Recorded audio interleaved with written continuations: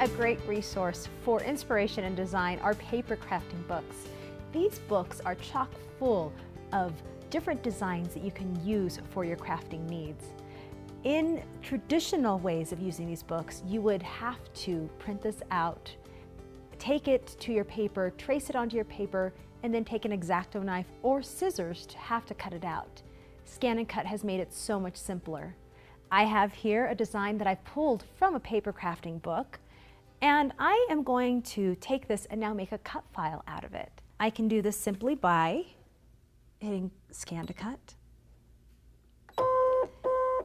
And this is going to take my image that I just pulled out of the book, and it's going to pull it and make it into a cut file. Because it's a nice solid image, it will outline it perfectly, allowing me to take this image and cut it out of any paper that I want. Now my image is scanned and ready to be created into cut data. I'm going to select Outline. This will recognize the outside of my flower and allow me to see this as now cut data. I'll hit Save. And now I have some coordinating orange paper that looks exactly like the drawing that I can easily cut my flower from. Loading my mat.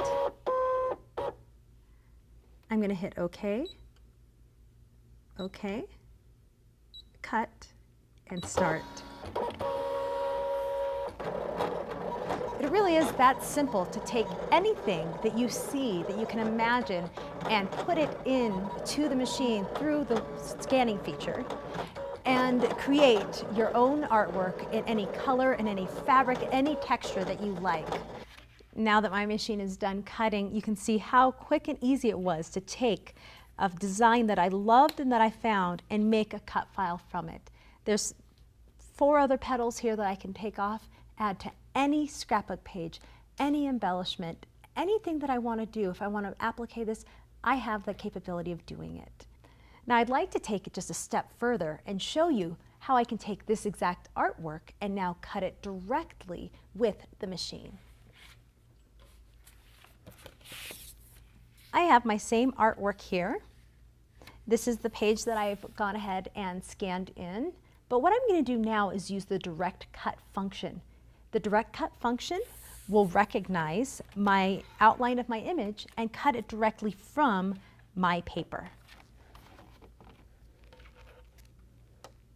Okay, we're going to go back to Home and hit Scan, and you'll see direct cut here. I'll load my paper